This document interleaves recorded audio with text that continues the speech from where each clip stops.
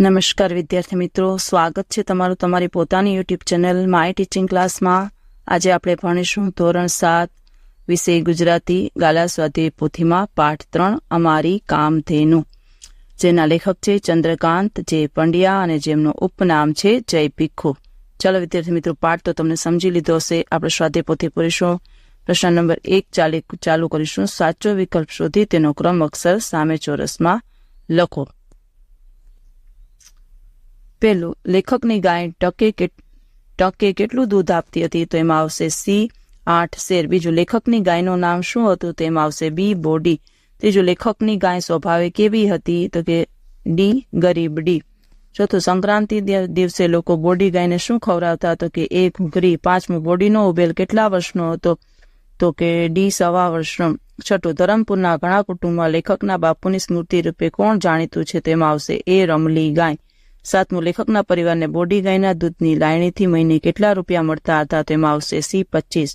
આઠમું, ધરમપુર નામની સ્ત્રીઓ વટ સાવિત્રીના દિવસે કોનું પૂજન કરે છે? તેમાં આવશે ડી બોડી પીપળાનું. નવમું, આ પાઠના લેખકનું નામ શું છે? તેમાં આવશે બી ચંદ્રકાંત પંડ્યા. હવે છે પ્રશ્ન નંબર 2. યોગ્ય વિકલ્પ પસંદ કરી ખાલી જગ્યા પૂરો. એમાં પેલામાં આવશે કાઠિયાવાડી, બીજામાં આવશે સેડકડું, ત્રીજામાં આવશે ચોખ્ખાઈ, ચોથામાં આવશે ઠાઠડી અને પાંચમામાં આવશે બોડી ગાય. હવે છે પ્રશ્ન નંબર 3. નીચેના પ્રશ્નોના એક વાક્યમાં ઉત્તર લખો. એમાં પહેલું, લેખકની ગાયનું નામ બોડી શા પરથી પડ્યું હતું? તો લખો, લેખકની ગાયને શિંગડા ન હોવાથી ઘરમાં સૌએ તેનું નામ બોડી પાડ્યું હતું. બીજું, બોડી ગાય દેખાવે કેવી હતી? તો લખો, બોડી ગાય ઘણી ઊંચી ઓલાદની, કદમાં નાની અને દેખાવે સુંદર હતી.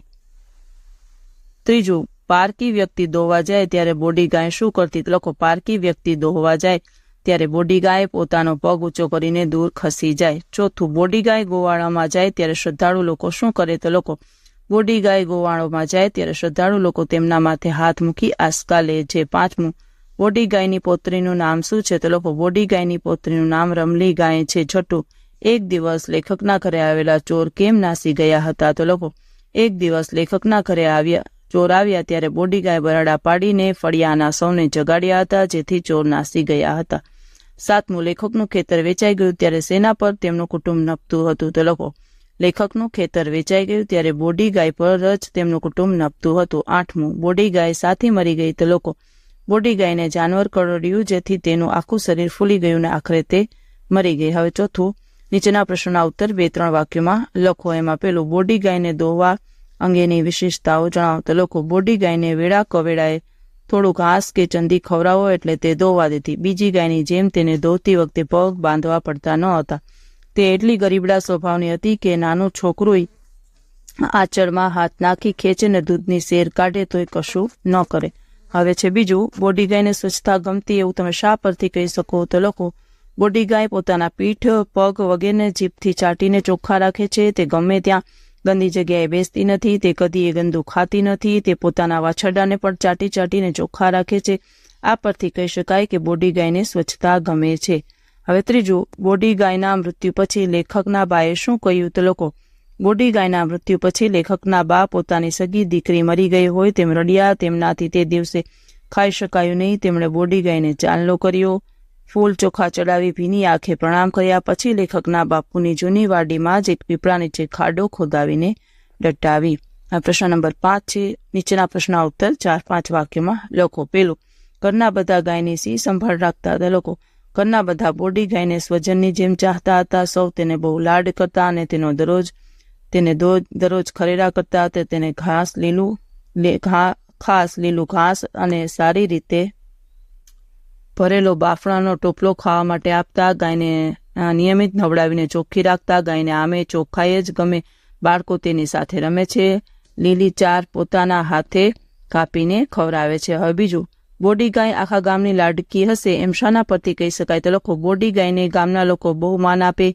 બોડી ગાય ગોવાળોમાં જાય ત્યારે શ્રદ્ધાળુ લોકો તેના માથે હાથ મૂકી આશકા લે. વારે તહેવારે સ્ત્રીઓ અને કુમારિકાઓ તેનું પૂજન કરે. સંક્રાંતિ દિવસે લોકો તેને ઘૂઘરી ખવડાવે. સારા નરસા પ્રસંગે લોકો બોડી ગાયને છાણ મૂત્ર લઈ જાય. આ પરથી કહી શકાય કે બોડી ગાય આખા ગામની લાડકી હશે. હવે ત્રીજું, ધરમપુરમાં બોડી ગાયનું સંભાળણું શી રીતે કાયમ રહી ગયું? લખો, ધરમપુરમાં લેખકના બાપુની જૂની વાડીમાં એક પીપળા નીચે ખાડો ખોદાવીને જ્યાં બોડી ગાયને દાટવામાં આવી હતી એ પીપળો બોડી પીપળો તરીકે ઓળખાય છે. વટ સાવિત્રીના દિવસે ગામની સ્ત્રીઓ એ પીપળાનું પૂજન કરે છે. આ રીતે લેખકના ગામમાં ધરમપુરમાં બોડી ગાયનું સંભાળણું કાયમ રહી ગયું છે. ચાલો હવે છે પછીનો પ્રશ્ન નંબર 8 જુઓ. અ, બ અને ક માંથી વાક્યના અંશ લઈ અર્થસભર વાક્ય બનાવવાના છે. ચાલો લોકો વિદ્યાર્થી મિત્રો, પેલું બોડી ગાય કુટુંબની કામ ઘેનું હતી. બીજું બોડીનું છાણ સારા નરસા પ્રસંગે લઈ જતા. ત્રીજું પીપળા આજે બોડી પીપળો કહેવાય છે. ચોથું ખરી પરીક્ષા સમયે બોડી અમારા લોકોનો સહારો. પાંચમું આખું શરીર ફૂલી ગયું ને આખરે તે મરી ગઈ. 9મો પ્રશ્ન, કૌંસમાંથી યોગ્ય શબ્દ પસંદ કરી ફકરો પૂર્ણ કરો. પહેલામાં આવશે બોડી, બીજી ખાલી જગ્યામાં ગરીબડા, ત્રીજીમાં ગાઢું, ચોથીમાં શ્રદ્ધાળુ, પાંચમીમાં સારા નરસા અને પછી છેલ્લે કેટલાય. 10મો પ્રશ્ન, સાચો વિકલ્પ સામે રાઈટ કરો. તો પહેલામાં આવશે પેલું પારકાને પણ દોહવા દે. બીજામાં આવશે ત્રીજું બોડી દર 1.25 વર્ષે વ્યાતી હતી. ત્રીજું વાડીનો પીપળો બોડી પીપળો તરીકે ઓળખાયો કારણ કે બોડીને પીપળા નીચે દાટી હતી. ચાલો હવે 11મો પ્રશ્ન છે, ગઈકાલની જગ્યાએ આવતીકાલ લખી ફકરો યોગ્ય ફેરફાર કરી ફરીથી લખો. જો વિદ્યાર્થી મિત્રો લખો, આવતીકાલે પપ્પા મને ફરવા લઈ જશે, પપ્પા મને આઈસ્ક્રીમ ખવડાવશે, પપ્પાની પહેલા હું આઈસ્ક્રીમ ખાઈ જઈશ, મારા મોઢા પર આઈસ્ક્રીમ થઈ જશે, તેથી પપ્પા ખડખડાટ હસી પડશે. હવે છે 12મો પ્રશ્ન, વિકલ્પમાંથી શબ્દનો અર્થ ધારો, ચોરસ કરો અને આ શબ્દવાળું વાક્ય પાઠમાંથી શોધીને લખો. ચલો પહેલામાં આવશે ધાર.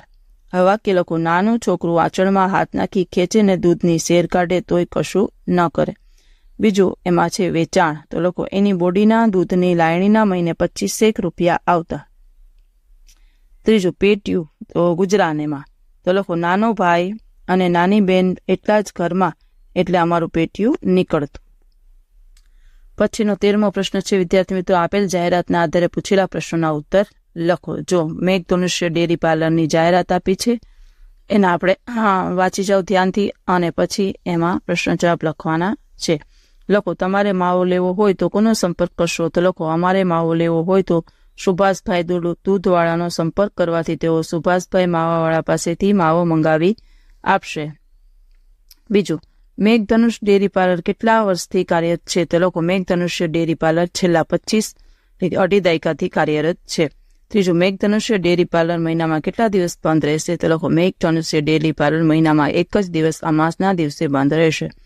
ચોથું, આ ડેરીમાં કઈ કઈ વસ્તુઓ મળતી હશે? તો લખો, આ ડેરીમાં દૂધમાંથી બનતી તમામ માવા સિવાયની તાજી વાનગીઓ મળતી હશે. પાંચમું, મેઘધનુષ્ય ડેરી ક્યાં આવેલી છે? તો લખો, મેઘધનુષ્ય ડેરી નવા નરોડા અમદાવાદ ખાતે એમોનિયમ કોમ્પ્લેક્સમાં આવેલી છે.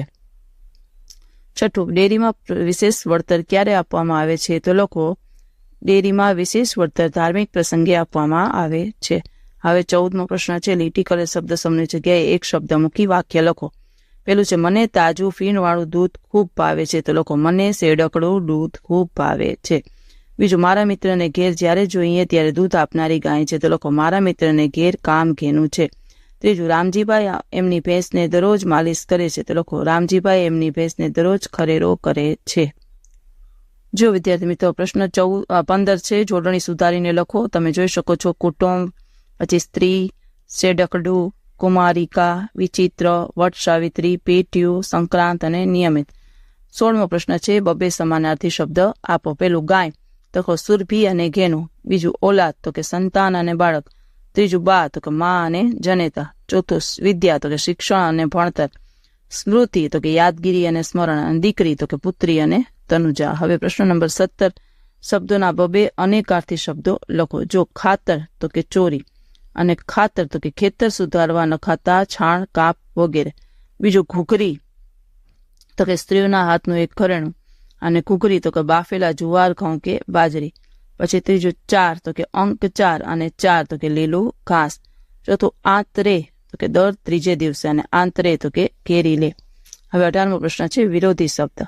વેળા, કવેળા, સુખ, દુઃખ, હયાત, મૃત, સ્થિર, અસ્થિર, નિયમિત, અનિયમિત, પાપ, પુણ્ય, ચોખ્ખું તો ગંદુ.